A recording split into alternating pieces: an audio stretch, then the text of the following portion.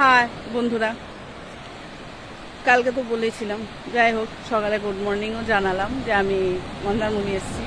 তা এখন সকাল 7টা, আমি উঠেছি অনেকক্ষণই, যেহেতু কালকে সেরকমভাবে দেখতে পাইনি। তা আমাদের সাথে সমস্যা হয়েছিল, একটা দাদা এসেছিল, তার মোবাইলটা সে বাসে ভুলে যায়। যাই হোক পেয়ে গেছে লাকিলি, তাই জন্যই আনন্দটা হচ্ছে, নাহলে আর হয়তো এই আনন্দটা মনটা খারাপ থাকতো। যাই হোক, ওটা তো খুব প্রয়োজনীয় জিনিস। যাই হোক, তা এখন সমস্যা মিটে গেছে, অসুবিধা নেই। তা এখন আমি মানে রুমে সব ঘুমোচ্ছে, ওরা এখন কখন উঠবে জানি না। এই দেখে বলছে দীঘা নিয়ে যাবে।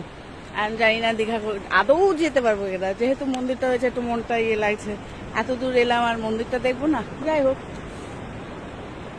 এই জল আমাদের হোটেলের রাত্রিবেলায় পুরো হোটেলের ওই বাউন্ডারির ওপারে জল চলে গেছে।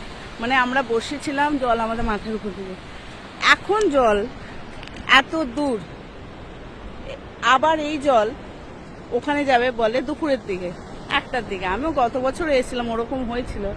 তা যাই হোক, সবসময় সব সিচুয়েশন সমান হয় না, আবার এক সময় হয়। মানে তাহলেও এত ভালো লাগে না।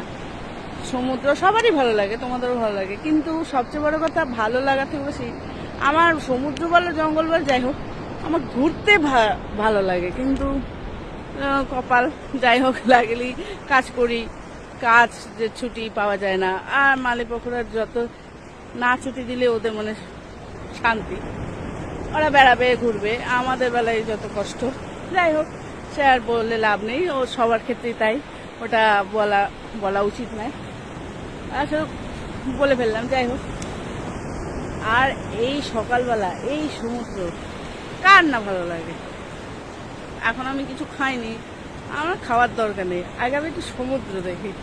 সারা রাত আমার ঠিকমতো ঘুম হয়নি যে আমি কখন সমুদ্রে যাব। অবশ্য স্নান করিনি এখনো, এখন সমুদ্রে স্নান করবো কিনা ভাবছি, দেখি কি করা যায়।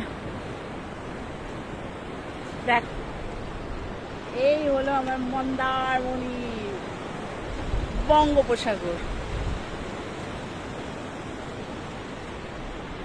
ঘোরা আর ওয়েদারের থেকেও, আর মেন কথা হচ্ছে কাল সারা রাত বৃষ্টি হচ্ছে, আজকে সূর্য উদয় দেখতে পাইনি।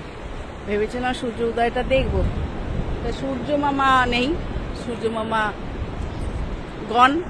যাই হোক, আকাশটা মনোরম, ওয়েদারটা মনোরম, সেই গরম, কালকে একটু গরম ছিল, আজকে আর গরম ভাবটা নেই।